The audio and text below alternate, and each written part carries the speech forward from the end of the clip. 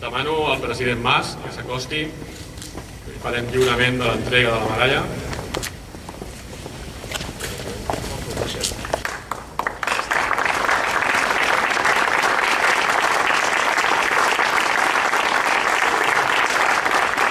I cedeixo la paraula al president.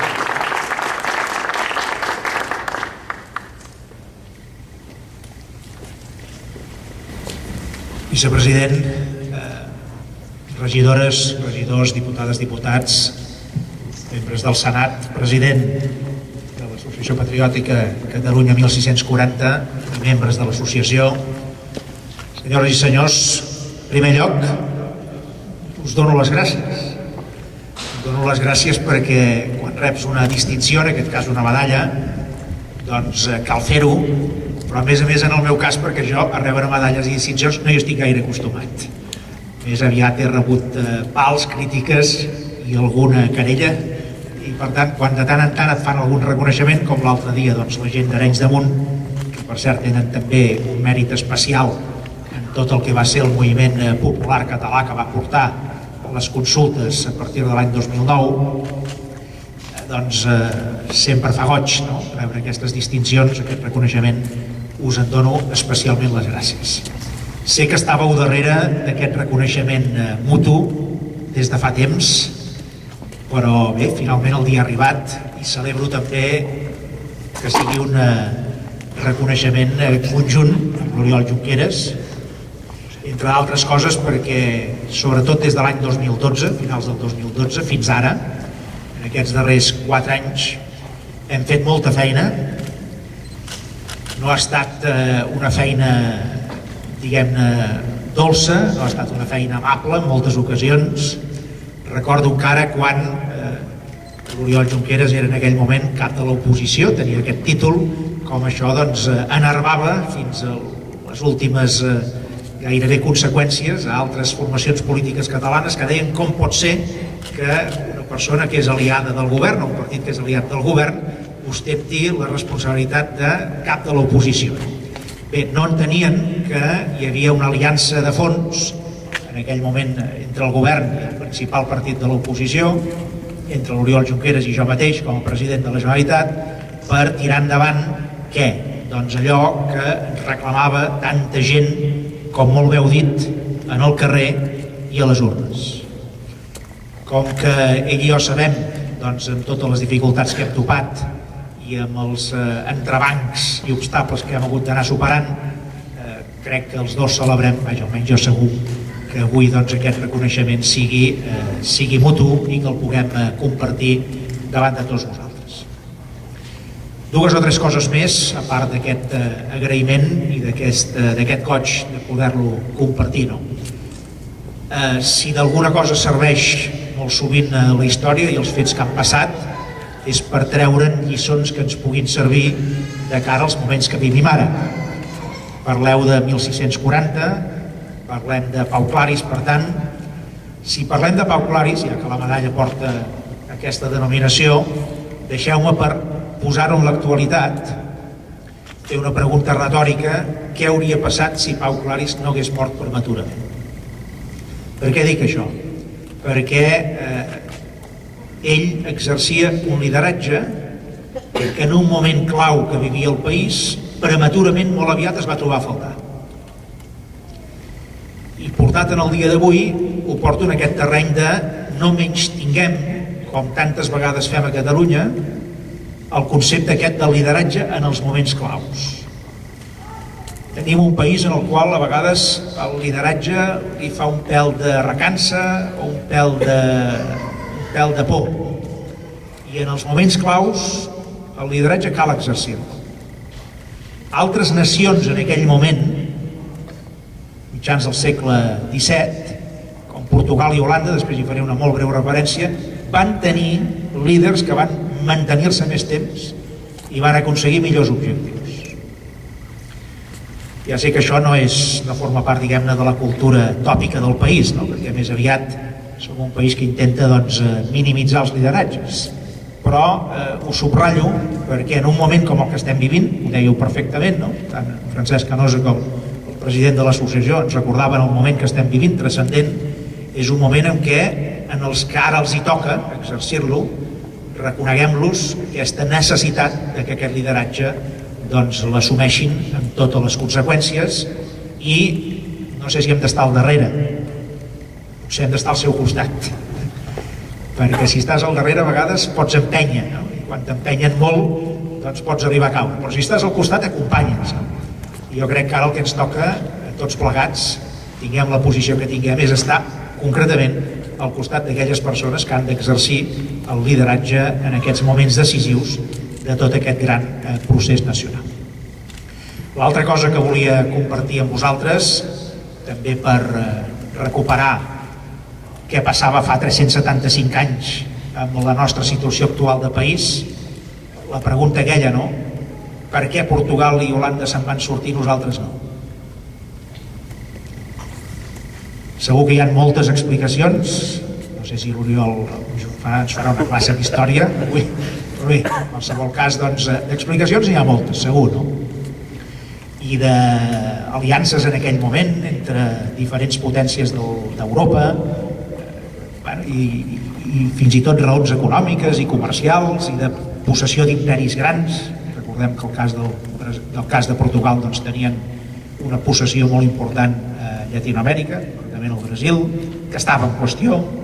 Bé, però a part d'això, el que sí que crec que ens porta a l'actualitat és, i això ens serveix per ara, i per això ho vull subratllar, no? Segurament en aquell moment, per aconseguir que aquella proclamació de l'Estat català independent de la República Catalana en el 1640, perquè allò realment acabés sent un èxit definitiu i no un passatge temporal d'aquella història, què va faltar potser en aquella Catalunya? I ens interpel·la a que no ens falti ara. Potser va faltar cohesió social, no tothom s'ho va creure, o no tothom s'ho va creure prou. Potser va faltar unanimitat política, hi havia uns que miraven cap a Castella i els altres cap a França, i a base de mirar cap a l'oest i cap al nord, doncs ens vàrem embolicar a dintre en aquell moment, i les coses no van acabar de reeixir, no van acabar de sortir bé, i no hi va haver prou implicació en aquell moment de les classes dirigents del país.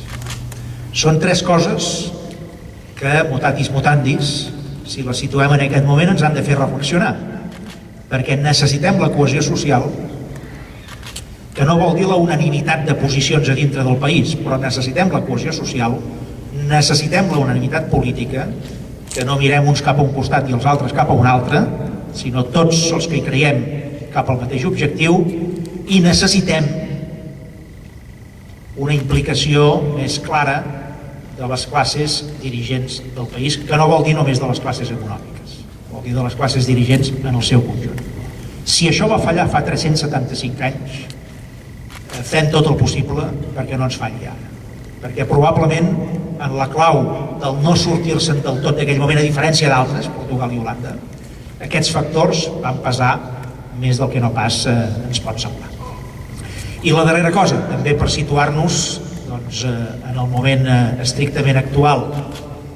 En aquell moment, la posició de Catalunya, en aquell segle XVII, com després va passar en el segle XVIII, amb la Guerra de Successió, la posició de Catalunya es movia en un joc d'escacs, no en un joc de trons, en un joc d'escacs. I en aquest joc d'escacs nosaltres, i la història ho ha demostrat més d'una vegada, nosaltres érem una peça petita i per tant sacrificable per objectius de jugades més grans.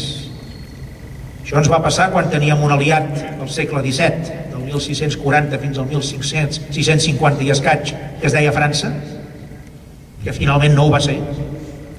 I ens va tornar a passar quan teníem altres aliats a principis del segle XVIII, la Guerra de Successió, que es deia Àustria, clarament, però també Anglaterra, i que en l'últim moment tampoc ho van ser, perquè en allà la peça catalana es va sacrificar a base de, en ares de jugades doncs, més grans que nosaltres doncs, ens van en bona part residualitzar. Què vull dir amb això? Perquè evidentment les coses són diferents ara, no? L'única cosa que vull dir és que l'èxit definitiu del procés sobiranista català es tornarà a situar en algun moment en l'escena internacional.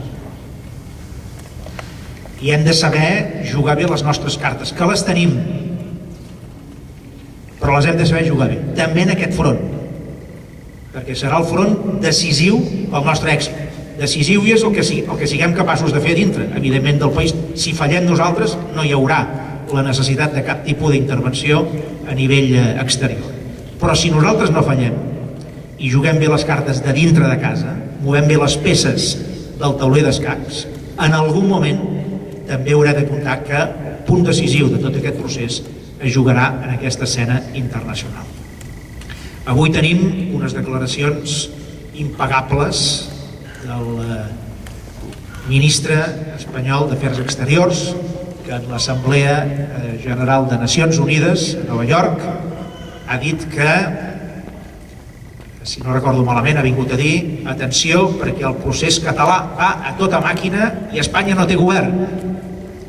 Després, vicepresident, ens deien que el tema català, el procés sobiranista, era un tema només domèstic, només de política interna. I mira per on. Gràcies, ministre. A l'Assemblea General de les Nacions Unides, gràcies, ministre Margallo, resulta que el gran problema que té Espanya, i pel qual probablement no té govern, en bona part és perquè no és capaç d'enfrontar-se en el repte democràtic que està plantejant des de fa temps la població catalana. Però aquestes paraules del ministre és un reconeixement explícit, i no és el primer, de fins a quin punt el tema català ha deixat de ser un tema només de consum intern, només de política domèstica, i ha passat un tema que es situa en l'escena internacional. Ens ha costat molt arribar-hi en aquest punt, molt, però també és un terreny que l'hem jugat en aquests darrers anys i que els seguirem jugant en aquests propers mesos. Les debilitats de l'estat espanyol, i ara les té, les torna a tenir, són part de les nostres fortaleses. Deixeu-me acabar així. Això és el que ens diu el ministre Margallo. Per això va a Nacions Unides i clama davant de la debilitat de l'estat espanyol i davant d'un procés català que ell mateix diu que va a tota màquina. Doncs bé, aquestes debilitats que ells mateixos mostren a davant del món són part de les nostres fortaleses. Si en aquestes fortaleses, que ens venen una mica prestades, hi afegim les nostres pròpies, jo espero que ben aviat puguem, com se'ns convidava, celebrar que Catalunya passi a ser un actor de ple dret de l'escena internacional com a nació lliure dintre del món. Moltes gràcies.